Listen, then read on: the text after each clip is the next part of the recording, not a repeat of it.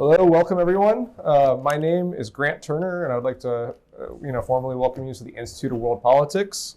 I'm a student here at IWP, and I'm delighted to introduce today's speaker, Mr. Janusz Bugajski. For those that are new, IWP is a graduate school of national security, intelligence, and international affairs.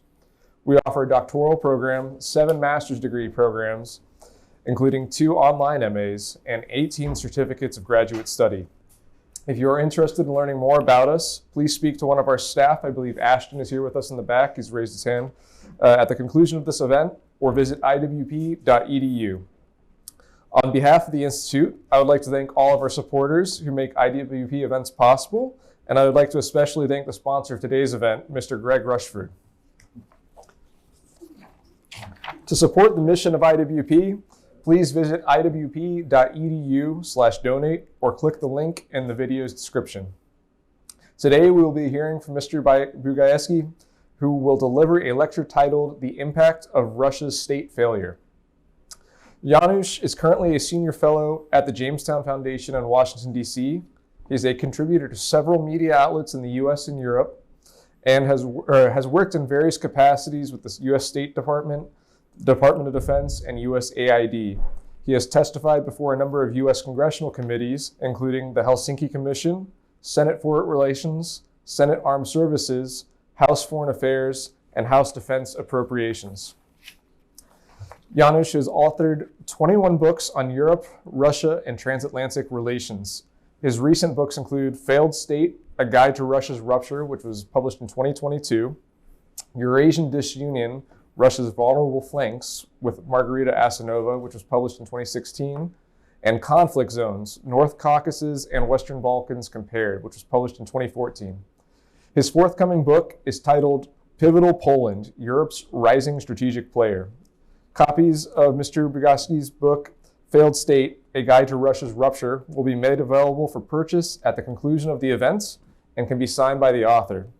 The Jamestown Foundation also offers free digital copies of all its books on its website, and hard copies may be purchased there as well. With that, please join me in warmly welcoming Mr. Janusz Bugajski.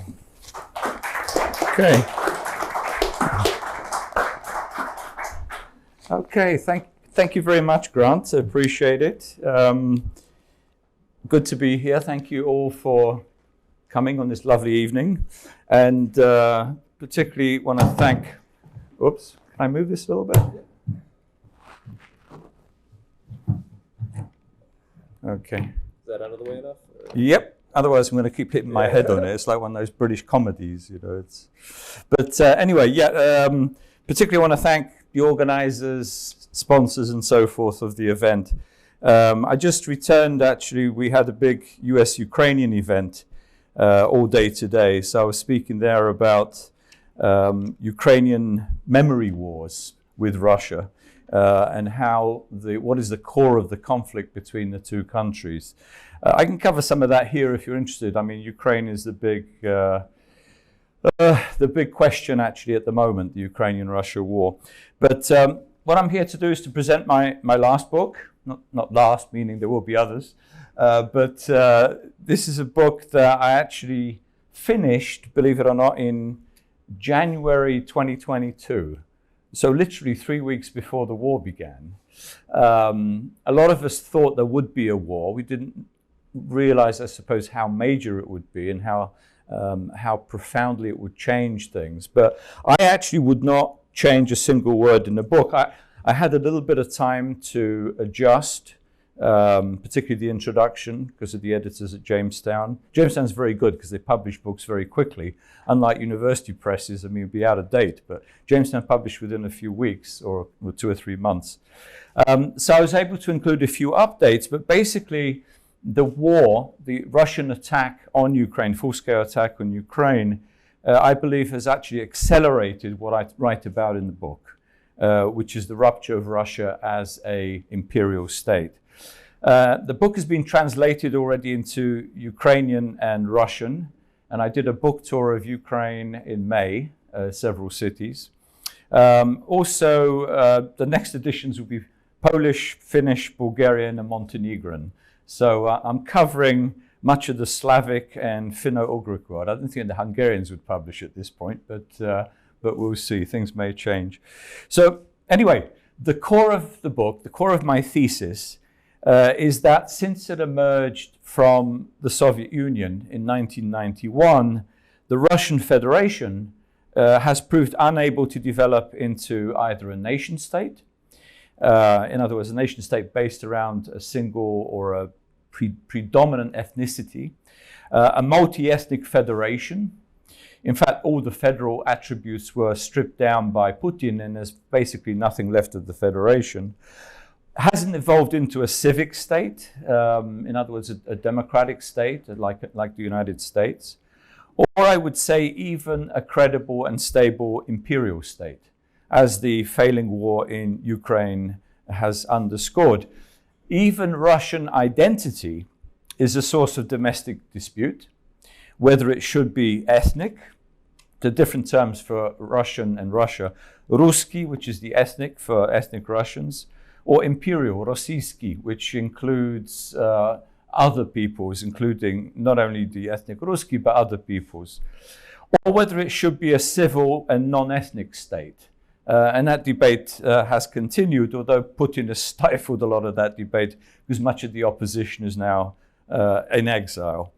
So Moscow's extensive war against Ukraine, launched in February last year, February 22, has exposed Russia as an anachronistic imperial and colonial state. The approaching rupture, which I'm going to talk about in a little bit of detail in a moment, I would call the third phase of imperial collapse, following, first of all, the unraveling of the Soviet bloc. We always think as the first phase was the collapse of the Soviet Union. No, the unraveling of the Soviet bloc was that first phase, because those countries that were subordinate to Moscow, including Poland and Bulgaria and East Germany, Czechoslovakia, Hungary, and Romania, broke free and established full independence, not beholden to Moscow's diktat. So unraveling of the Soviet bloc and then the disintegration of the Soviet Union in the early 90s into 15 states were the two precursors to, I think, what's going to happen next. Some historians even posit that the dissolution will be a continuation of the collapse of the Tsarist Empire. And if you were too young to remember, and the resulting civil wars, which lasted for about 20 years in the 1920s, 15 years to be more precise, in which several countries tried to regain independence. Some did, like Finland and Poland, others like Ukraine, Georgia, and others didn't. But there were other iterations as well of other states also that were fighting for their independence at the time, including in the Caucasus and the Middle Volga and so forth. The war in Ukraine, I go into some detail about this, has unearthed Russia's multiple weaknesses, including now a contracting economy that is increasingly squeezed by international sanctions, overdependence on energy revenues, which have dramatically decreased, largely because of the loss, for the most part, with some exceptions, with the loss of the European market, restricted access to international financial markets or foreign investments or high technology, military losses in Ukraine that reveal the incompetence and corruption of Russia's ruling elite.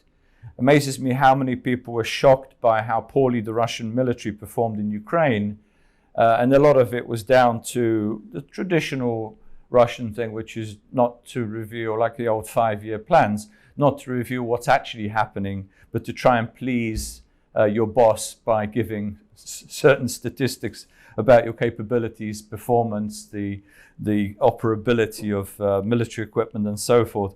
But the enormous corruption in the Russian military, I think, is indicative, I would say, because the military often reflects society, is the extent of corruption and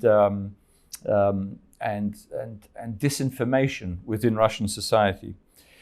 Also, a very important point, which I cover a lot in the book, is what I believe is rising disquiet in numerous regions over shrinking budgets.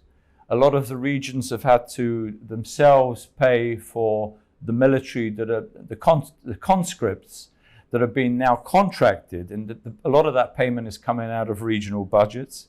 At the same time, there's because of the fact that the regional budgets are going to be shrinking, there's declining spending on essential infrastructure, on pensions, salaries, social services, and so forth. In other words, that the war itself is going to deplete the Russian budget, and we see various economists, including at Yale, talking about how this is going to affect decreasing budget, how it's going to affect spending, and we don't even know precisely how much they are spending on the military. One believes actually that it's much larger than the statistics that they issue. Also, I would say the disproportionate mobilization and deaths of non-Russians and poor Russians in the invasion and occupation of Ukraine will aggravate frustration in national republics and regions. We're already seeing signs of this. There have been protests in various parts of the country. One of the reasons Putin hasn't called for a full-scale mobilization, I think, two things. One is fear that this could create social unrest, particularly in the regions, but also he doesn't want to aggravate too much potential protests in the large cities.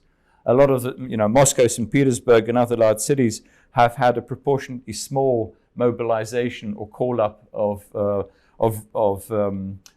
troops for the front.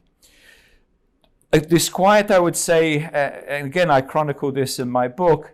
If you look in depth at the conditions in Russia, an accumulation of pre-existing grievances, including sharply rising poverty levels, stark socioeconomic inequalities between rich and poor, between city and country, between small cities and bigger cities, falling federal financial subsidies to the republics and regions, deteriorating local infrastructure. I mean, the number of airports, for instance, that have been closed down. Russia is a big country, so to move around between regions, you had to depend on air flights.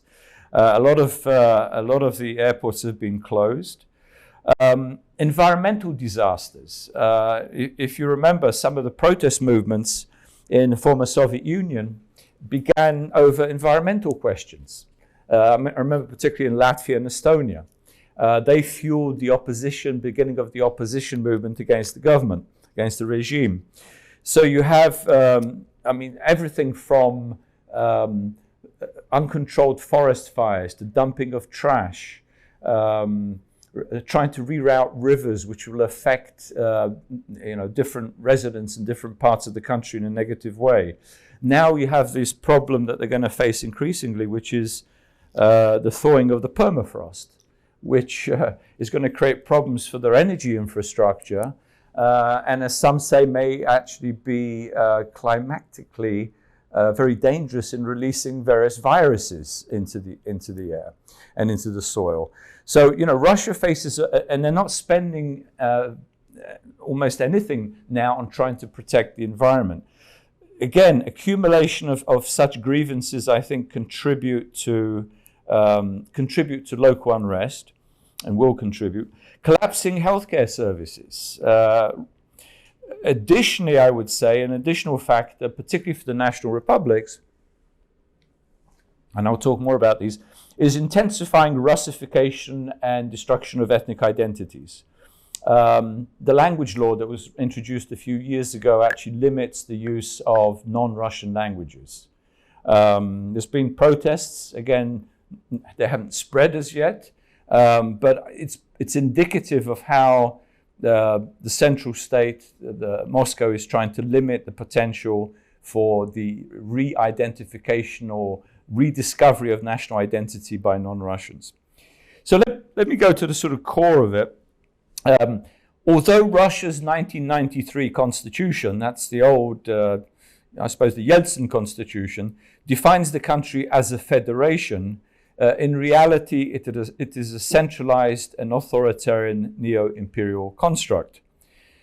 As war losses escalate in Ukraine, the regime will exhaust its repressive capacities to hold the country together. It will come under increasing domestic pressure, and I think there will be increasing power struggles between the Kremlin and its critics in the military and security services, between rival nationalist and imperialist factions, and between Moscow and several disaffected republics and regions. And I wrote that before we had the Wagnerite rebellion. If you remember the military mutiny staged by Prigozhin and his Wagnerite mercenaries or paramilitaries, ironically sponsored and paid by the state, but then rebelled against the state because of the corruption and incompetence of the military structure in Russia. It happened in June. Prigozhin actually didn't come out directly against Putin. He wanted the replacement of Shoigu, the defense minister, and Gerasimov, the chief of staff. He stopped short, but I think what it revealed was how vulnerable Russia is to internal revolt. I mean, a few thousand troops managed to take over the city of Rostov and basically get to the gates of Moscow in a couple of days unopposed, and managed to shoot down a few, some of the military roadblocks, some of the helicopters, some of the units that were sent out to stop them. It indicates, I would say, the vulnerability of Russia internally to revolt. We've also seen this along the border with Ukraine, where you've had, I'm not even talking about Ukrainian forces penetrating Belgorod and Kursk and other areas, but these Russian anti-Putin paramilitary forces that have also, with impunity, crossed the border, taken over some towns, destroyed military equipment without very much resistance or protection by the Russian military. So, again, another sort of core question here, and the way I phrase it is this way. The Russian Federation confronts an urgent existential paradox. Without political pluralism, economic reform, genuine regional autonomy, and openness again to international investment, international trade, particularly with the West, the federal structure will become increasingly unmanageable. However, I would say, even if democratic reforms were undertaken by a weakening central state, confronting a destructive war, which is similar without the war, but the weakening central state is what we had in the Soviet Union. But under tightening international sanctions, a destructive war which is seemingly ending in defeat, or let's say retreat that may end in defeat, several regions within Russia could exploit the opportunity to secede. The chances for violent conflicts may diminish in the event of systemic reform, which doesn't seem likely, while the prospects for violent conflict substantially increase if reforms are indefinitely blocked. And I've talked to even some of the Russian opposition people like Khodorkovsky and others, who want to preserve the country, but even they admit if there is democratic reform, if there is genuine federalism in Russia, that still some regions or some republics may want to leave, particularly in the North Caucasus, maybe even the Volga or the Far East. And I think that Russia's invasion of Ukraine, this is another point I want to make, Russia's invasion of Ukraine can be turned against it. It demonstrates that the Kremlin does not respect the international borders of neighboring states. Now, this imperial policy, I think, can rebound on Russia itself as the country's external and internal borders become increasingly disputed by its numerous republics, regions, and neighbors. For instance, they claim Crimea and 4 oblasts, Kherson, Zaporizhia, Donetsk and Luhansk, as being already part of Russia.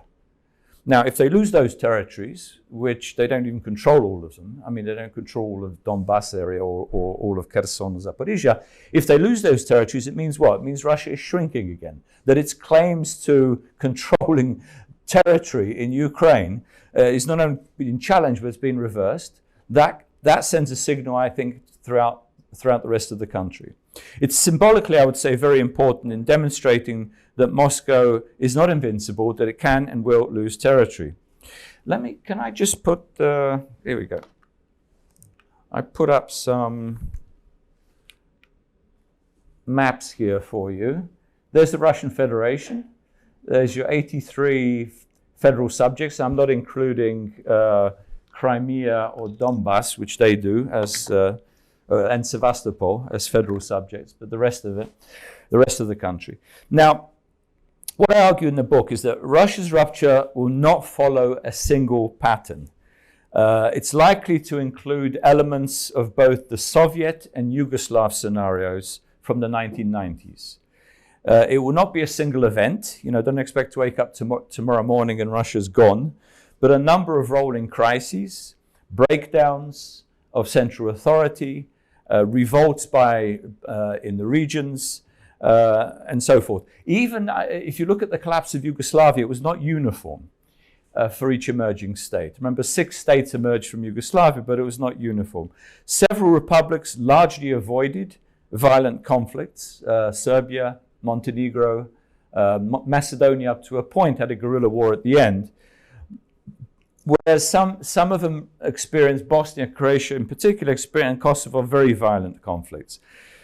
And the process of disintegration may last for over a decade. It's not going to be overnight. It's not going to be settled quickly, I would say.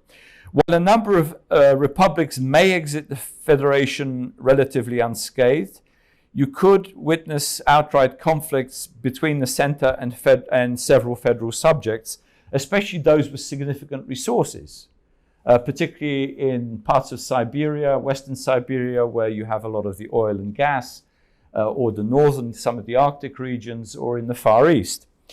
In some parts of the country, Russia's rupture could lead to border disputes between neighboring republics and regions aspiring to independence. Not everything's been resolved. You look at the North Caucasus.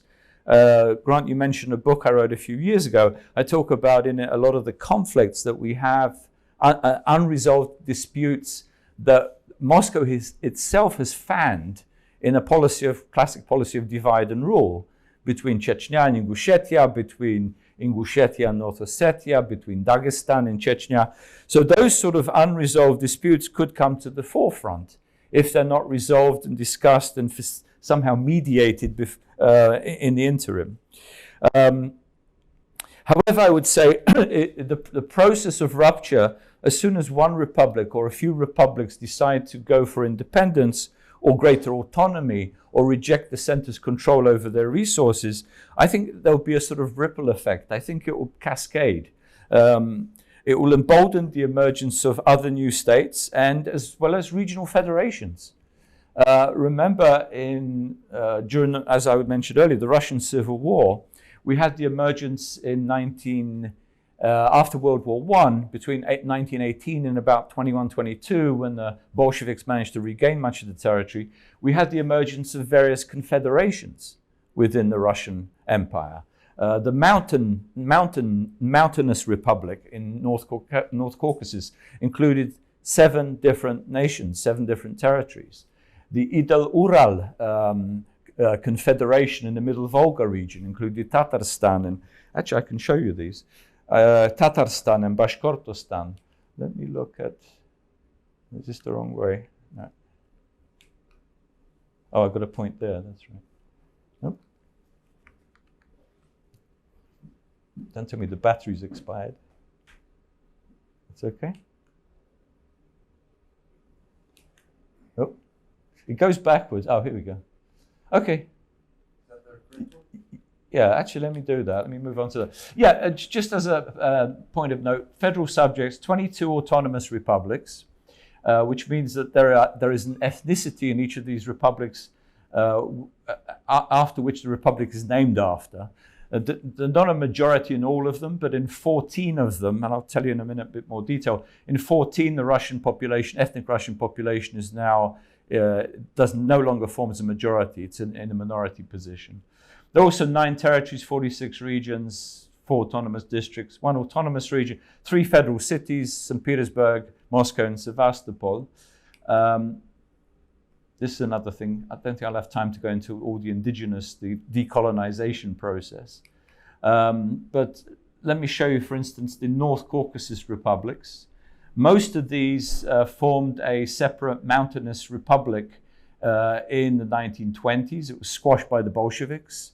But there are now signs that the Chechen government in exile and English groups and even the Circassian population is getting more mobilized to try and revive something similar, calculating that as fully separate independent republics, they'll be less credible or internationally recognizable than if they get together and form some sort of confederation. You have also the Ideal Middle Volga republics, Ideal Ural. Core of this, of course, is Tatarstan. The Tatars, by the way, the second largest ethnic population in Russia. Tatarstan, Bashkortostan, and the others, as you see, Mari El Mordovia, Udmurtia, and Chuvashia. It's a mix of Turkic people and Ugro-Finnic people, but they've been proposing for quite a while to have a separate confederation. And there are signs, there are movements, I can go into this a bit later, trying to revive this. Going through the rest, Northwest territories, Karelia, of course, gets interesting because, as you know, Finland has just joined NATO. Has no aspirations to Karelia as such, but as you know, parts of Karelia were taken away from Finland during the Soviet-Finnish wars during World War II. You also have probably some of the richest parts of Russia, which is the oil and gas-producing regions. But they do have sizable indigenous populations, but also locals with, I would say, a more distinct sense of identity than simply Muscovite. In other words, there are local Russian identities which are different to Moscow. Here's some of the Siberian regions.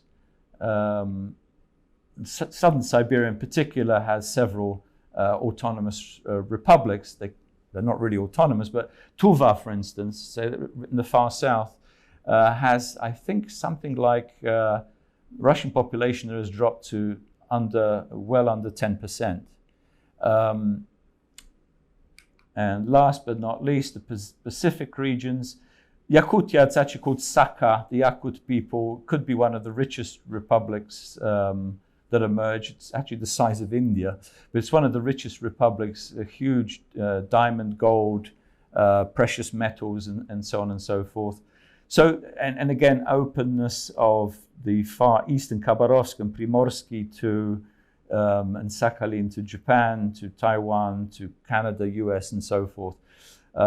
And I just returned from Japan a few weeks ago, where we had a big conference about post-Russia and the Japanese, not only over the islands that were taken from them by Stalin, but increasingly looking towards the future of the Far East, where there could be some, on the one hand, competition with China, which also has aspirations in those territories, but also potentially cooperating with the new republics that emerged from Russia. As you notice, there's also a Jewish autonomous republic, or Birobidzhan, that was created by Stalin for Yiddish-speaking Jews as an alternative to Israel in the 1920s. And some of these, some of the Bolshevik Jews helped to establish this, and the Jewish population went there. Not many stayed because, as with the Soviet Union, it wasn't very, very hospitable. It was a sort of completely isolated area, and many of them subsequently emigrated. But there is still remnants of an old Jewish population there, actually, in Birobidzhan. Anyway, let me sort of continue as you look at the maps. I would add this, that you have another component here. Thousands of demobilized troops will be returning to their republics and to their regions with weapons. We're not sure how many are going to be paid. At the moment, Moscow is trying to show that each of these soldiers is going to get a large salary, that they're, go and fight in Ukraine, because then you'll be set up for the rest of your life as long as you survive. Or your family will be set up for the rest of their lives even if you die. At least your family will get a car or something. But I think that the opportunities for violence will escalate. We're already hearing, particularly the Wagnerites that have been released. When I say released, they were prisoners. A lot of them are coming back. They're not going back to prison. They're going back to their communities. And there's signs that violence, again, with weapons is increasing in different parts of the country. Lastly, I would say here that if Moscow deploys Russian ethno-nationalism in attempts to keep the federal state intact, this, I think, will provoke even more violence. We often think that it's the separatist movements that start the violence. It's usually the other way around. It's the center that wants to hold the country together the way it is that starts the violence against the separatists. This is what we saw, for instance, in Yugoslavia. It was Milosevic who was trying to keep, if not Yugoslavia together, at least the greater Serbia together. Even under Yeltsin, when the Soviet Union collapsed, there were still attempts to terrorize and frighten some of the local nations not to break away from the Soviet Union. So we saw an attempted crackdown in Georgia, in Azerbaijan, in Lithuania, in Latvia. It didn't work because the center was not strong enough to simultaneously conduct repressive operations to keep everybody in check throughout the country. And I think a similar process may well evolve. Now.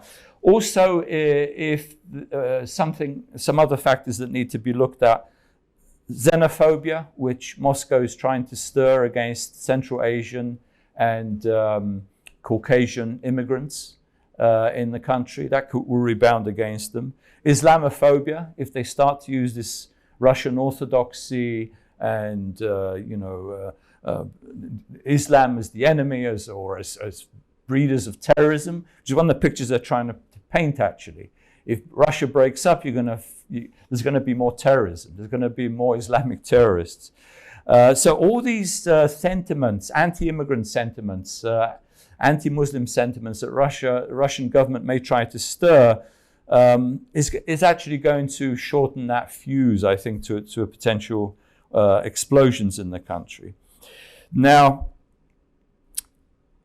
so I've gone through the maps. I can talk about, let me talk about demography. I want to open up to as many questions as possible. But I would say the demographic decline of ethnic Russians poses another challenge for the country's cohesion, political and territorial cohesion. And I think it will encourage movements and already is, movements for autonomy. According to census figures between 1989 and 2010, in 14 of the 21 republics, the ethnic Russian population steadily decreased proportionally to the titular nationality. In 13 republics, ethnic Russians form less than half of the total population.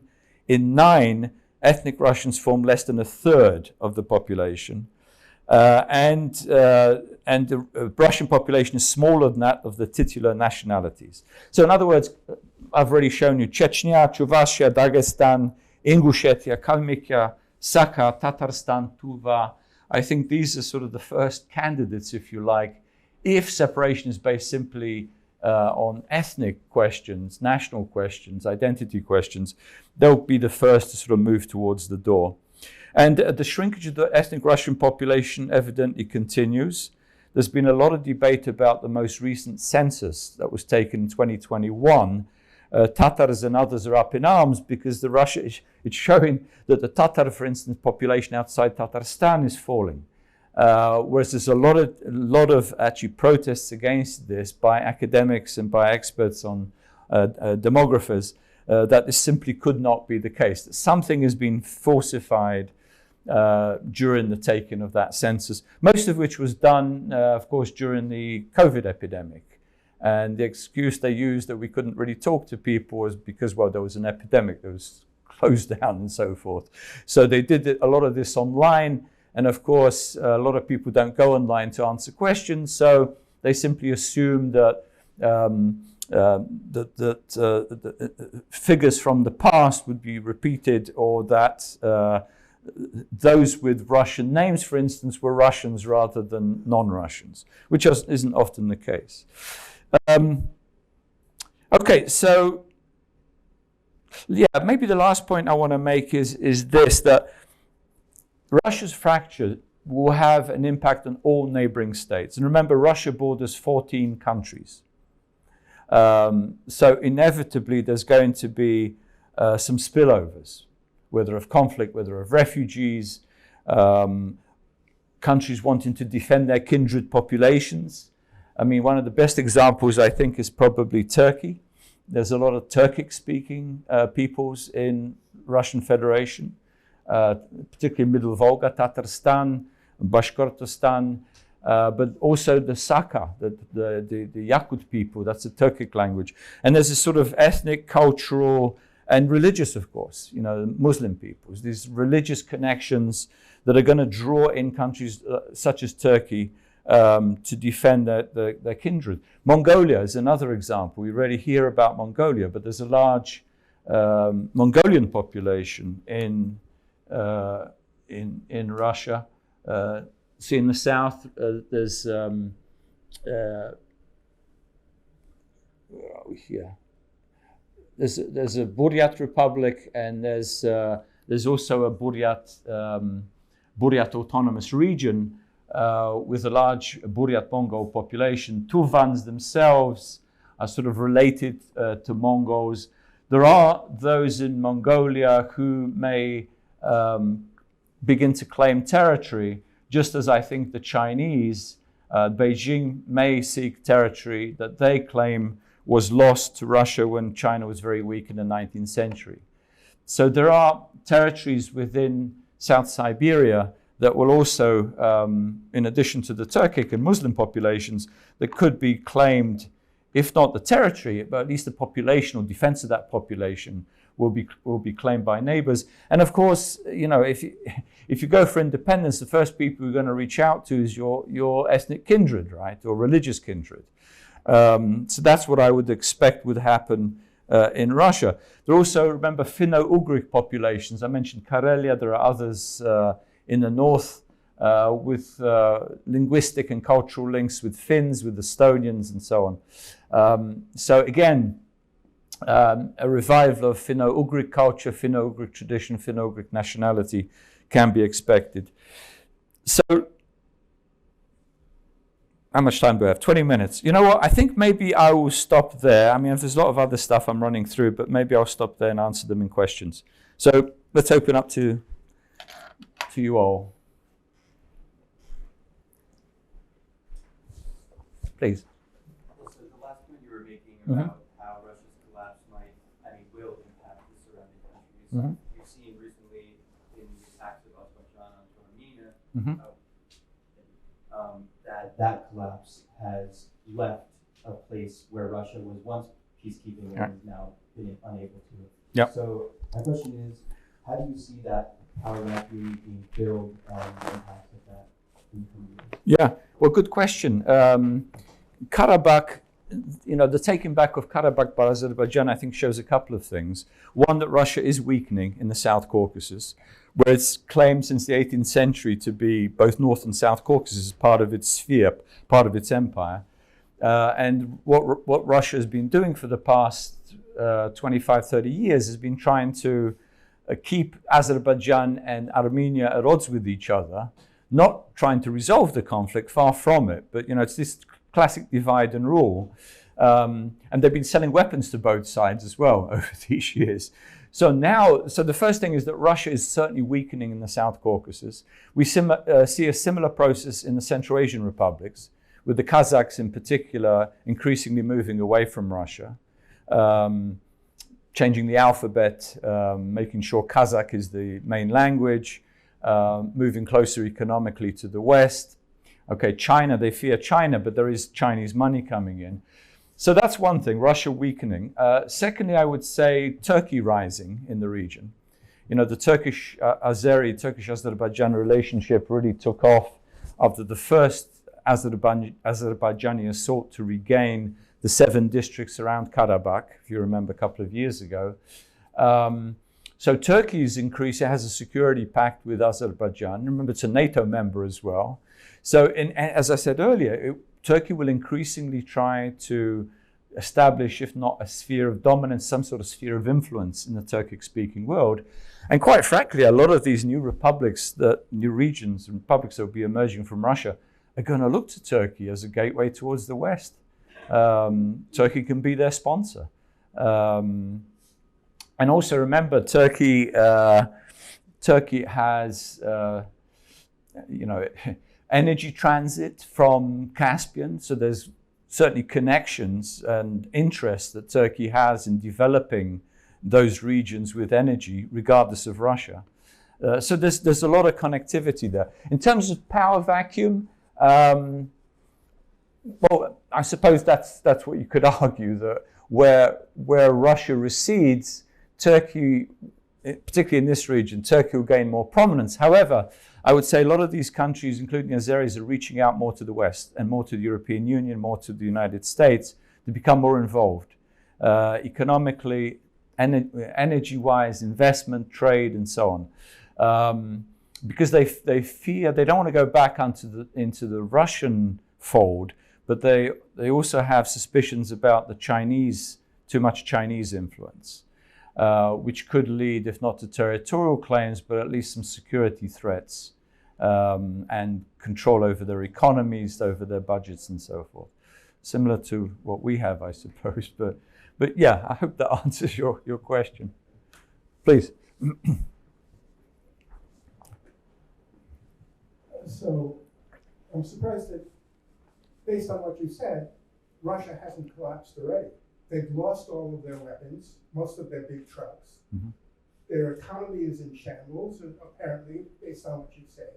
The oligarchs have been isolated. What is it then in Russia that keeps them going and going forever? And I'll answer that, and I'll get you started. Because you can mention how they've been able to organize psychological warfare to allow their soldiers to go in with disregard for their own deaths. That they're fighting for something, the motherland, the fatherland, they're fighting for the Russian Orthodox ideology from the church, and if they do die, they're going to a better place. Their families are being rewarded. And the disintegration you describe is happening in the West. The Russians are involved in destabilizing governments all around. The Poles now are pulling out of the coalition. Hungary is Which coalition? reluctant. That's not true. Poles aren't pulling out of anything. Okay, let me answer your question before you go on too long. Well, either you answer a question or you want to speak yourself. No, I'm just Yeah, okay, let me answer what you've said. First of all, I wouldn't necessarily, what you're saying actually is repeating a lot of the Moscow talking points, how loyal our troops are. This propaganda that everybody's highly motivated, that's not what the Ukrainians are finding at all. And if you listen to some of the Telegram channels of Russian soldiers speaking to each other, they're not at all enthralled by the military. Why has Prigozhin and his people rebelled against the Russian military? Because they're not getting the supplies, they're getting lied to, they're not getting the ammunition, they don't trust the government. So I would be careful not to follow the sort of Muscovite propaganda that this is all going swimmingly for the Russians, far from it. Also, I would say they haven't lost everything. They've still got reserves of ammunition, of particularly artillery, tanks. They still have a lot of military supplies. A lot of them old, a lot of them for the Soviet era. Nevertheless, they're using up as much as possible. They've got mass of cannon fodder because very poor people, for a small salary, or for, let's say, what they would earn in 6 months, it would take them years to earn holding down a normal job. However, that's going to start running out, and it already is. There's reports from different parts of the country that they're not getting the pay, or their families are not getting what they were promised. And that's a recipe, together with so many deaths, particularly in the smaller republics with small villages, where if you lose 5 or 6 men, that's huge. You know, if in Moscow you lose 5 or 6 men in a block, big deal. I mean, in small communities in Ingushetia, Dagestan, Buryatia, and so on, that's a lot. That means a lot. That's your breadwinner gone. And if you're not getting the pay that you were promised, then that's a disaster. Also, I don't know where you get the idea that Poland has pulled out of what? Poland hasn't pulled out of anything. There's been a grain dispute just before the Polish elections. Both sides were at fault. It's a complicated question, but you know, Ukrainian grain is actually cheaper. The Poles are perfectly happy to export Ukrainian grain through Poland. They don't want it competing with their own farmers. That is the question. Not only Poland, Bulgaria, Slovakia, Hungary in the same position. Similar to what the French objected to when Poland entered the European Union. Do you remember? The disputes that the farmers did not want Poland in because of grain. Poland hasn't pulled out of anything. It still supplies the most weapons. The hub in Rzeszów is buzzing with all the weapons that are coming in from the international community. So the West is not divided. Of course, there are divisions. We're democracies. We have disputes over all sorts of questions. But over the basic aid to Ukraine, military, humanitarian, economic aid, there's no division big enough to change policy. Let's put it that way. Sorry? What happens when Trump gets reelected? Well, I don't know. Will he? He's going to end the war in 24 hours. Well, I'm not speculating about what Trump's going to do and who's going to be elected. There was an interesting poll, though, out today. I don't know if you saw. I think it was a Chicago's university. I think they do this major polling. Support for arming Ukraine has only dropped by 2% in America since November. So don't believe what you hear from the Trump people that America no longer supports Ukraine. They even supported in Congress. In the last The majority of congressmen on both sides, particularly in the Senate, but also in the House, support aid to Ukraine. Well, look at the figures. I'm not making this up. Look at the figures. So some of the most, let's say, ardent supporters of Ukraine are actually Republicans in the Senate, who think Biden has done a poor job by not giving them enough and fast enough to defeat the Russian army.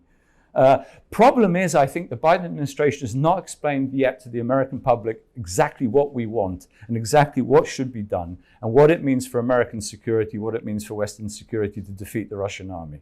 And by defeat, meaning not allow them to hold any part of Ukraine. Because any kind of, let's say, victory for the Russian army will be, I think, a disaster for the West. And I think it will send a very, very negative signal to China, for instance, vis-a-vis Taiwan or other claims to territory. So, again, let's give others a chance to ask, please. Hi, thank you for your talk. The United States has, I believe, the world's largest supplies of coal, oil, and natural gas. Unfortunately, because of the 30-plus year really demonization of traditional energy and carbon phobia, really, we're not fully exploiting these for geopolitical benefit as a total statecraft. So I'm wondering, to what extent is the Russian Federation dependent on its exports of energy for its finances, and what opening could there be if we had a change in policy to really undermine them and disrupt them? Yeah, good question. I'm not an energy expert. I'll refer you to somebody, my wife is one of the leading authorities on energy, the politics of energy. I would say this, it's something like 60% of the Russian budget has been traditionally dependent on revenues from oil, gas, I think metals as well, and arms. But mostly it was oil and gas. Now, they've lost much of the European market. Because of the war, because of the sanctions, because of the caps on imports, with a few exceptions, as I said. I think Slovakia, Hungary, and Serbia are still largely dependent on Russian gas, but that share of their energy consumption is actually diminishing as well. So what the Russians have had to do is to sell their energy cheap elsewhere. And the Chinese and the Indians jumped on this to get cheap Russian energy. Which isn't very good for their budget. Again, I don't have the statistics in front of me, but I have talked to Russian economists who say things are getting quite perilous. Not only aren't we earning what we did, but the reserves, the sovereign funds, the reserves that they've accumulated over the years are now dwindling. They've spent those largely on the war or to pay for all the social services, pensions, and so on that people are used to. So I would say it's a huge loss for them. Also, I think for the future, they're not getting the investment in their energy industry for the creation of new fields, for modernizing what is now often an obsolete infrastructure that they have in their energy market. Permafrost also is going to affect a lot of their extraction and distribution facilities and pipelines, something else to be watched. And of course, as other energies come online, I'm neither pro or against carbon, but ultimately we have to wean ourselves away from it. But it's going to take time.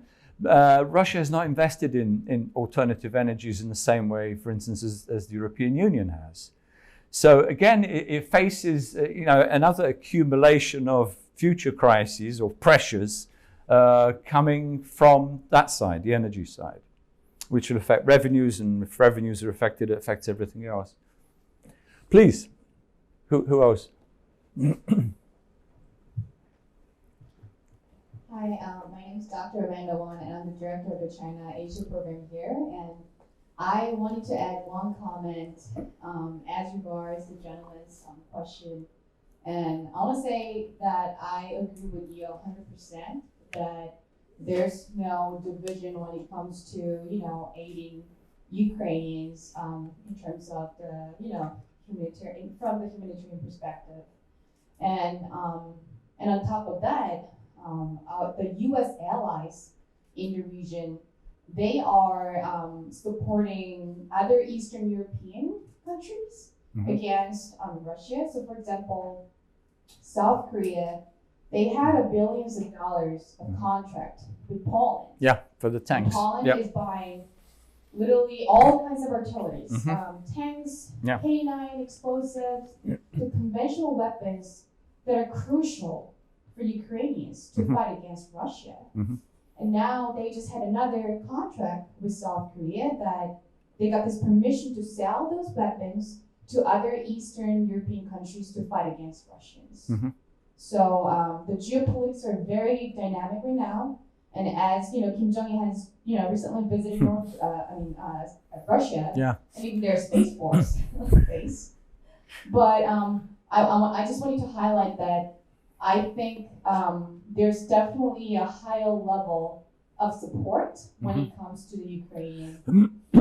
Yeah, I would say I completely agree with you. And I would say even Germany, which has been a holdout in terms of some of the weapons that it supplies, has massively increased the total supply of weapons under that, the long-range missiles that they simply do not want to give.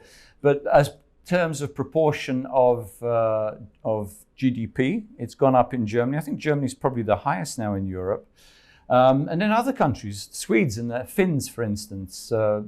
Finland's already now joined NATO, which is another great bonus because it helps to protect that northern front, that northern flank in the Baltic states.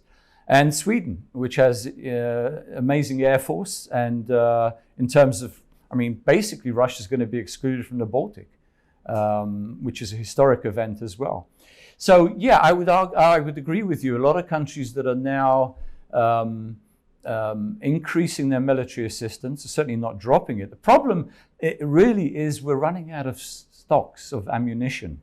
We're not producing some of the equipment fast enough. Some pledges have been made, including in Germany, and yet they have not been fulfilled. The EU moves very slowly anyway in terms of bureaucracy. So there's still a lot of work to be done. You mentioned Poland. Yeah, Poland is now at the forefront of the NATO flank, basically, the eastern flank. I would call it the book I'm doing now, the anchor of the transatlantic alliance in Europe, on the European continent, together with Britain, which actually is not on the continent. But in terms of its military, which is increasing dramatically, up to 300,000 troops in the next few years, defense expenditure of over 4%, building up its territorial defense force, as you mentioned, getting weapons from everywhere, including some of the most sophisticated American weaponry. The Poles are preparing for a future potential conflict with Russia, and they're not going to lose this time. There's determination across the political spectrum on this. And they're helping Ukraine because that prevents Russian forces ending up on the Polish border. So, for the Poles, for the Balts, for the Romanians, it's critical that Ukraine wins this war. Please. So two quick questions that kind of run into each other. First off, let's just say you wake up tomorrow, Vladimir Putin drinks some bad tea, he's no longer president of... Falls out of a window. Falls out of a window, whatever people, the general Russians nowadays. He's no longer president of Russia. Do you think that makes this collapse scenario quicker, like in Yugoslavia with Tito dying? Or do you think that it might be a rally around the dead Caesar type moment? And then second question, with that one, is that you mentioned that obviously society is getting a lot worse for Russians. If the Russian mindset, because they're so deeply politicized and because of the Soviet Union, is it really worse than they had it, I don't know, 30 years ago, 20 years ago, back out there during the collapse or right before during the Soviet Union? Yeah, let me answer the first one first. I think there'll be a power struggle because there's no clear line of succession. Once Putin is incapacitated, taken out in a shed and shot, or falls out of a window, whatever happens, or basically goes to Pyongyang for political asylum, the possibilities are endless. I think there will be a power struggle. There are different factions, and we saw this actually during the whole Prigozhin escapade, that there are not only, this wasn't only a conflict between the Wagnerites and the military. There are factions within the military and the military intelligence, some of the GRU people that were supporting Prigozhin, that I think will come to the forefront. FSB factions or FSB conflicts with GRU. So I think we're going to witness a lot of power struggles and unresolved succession question. You could have different rivals for power. Remember Yeltsin and Gorbachev during the Soviet collapse? So in addition, I would say Russia no longer has something that used to hold the country together, in which there were clear lines of succession, the Communist Party. In other words, you had a process, however undemocratic it was, you had a process of succession. You had this collective leadership after Stalin died in the Politburo and they decided who would replace. You don't have that anymore. And when a regime is so personalistic and it collapses, or the person dies, or is incapacitated, or gets political asylum elsewhere, then I think the system is going to start to unravel much more quickly. Your second question about economic conditions. Whether or not the Russians essentially see it as, we're just going to tough it out versus, oh, we're actually in a very poor situation. Well, tough it out if they can see something better coming. If you're promised all sorts of things, including money from your soldiers that are being killed, your menfolk that are dying in Ukraine, and yet the money's not coming, your infrastructure is collapsing, you're not getting the pensions, you made work but you're not getting paid for 6 months or longer. If all this stuff starts to come together, which I think it will, then you're going to say, well, we're going to have to look for alternatives here. One thing actually I didn't mention, which I should, I think some of these regional governors or Republican governors that have been appointed by Moscow. In the old days, in Yeltsin's time, there was a sort of federation because there were local elections for governor. Since then, Moscow has appointed governors to basically follow to toe the Moscow line. Although some of them have actually escaped Moscow's control, as in Khabarovsk, where there were huge protests for a couple of years against Moscow trying to remove the governor because they supported him, because he supported the local population and wanted funds for that region.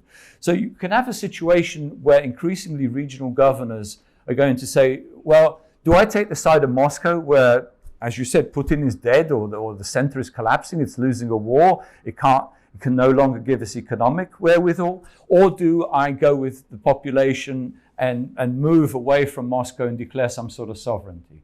And this is why I argue in the book. I think some governors are going to do this, the latter, in other words, and I think this will have a cascading effect.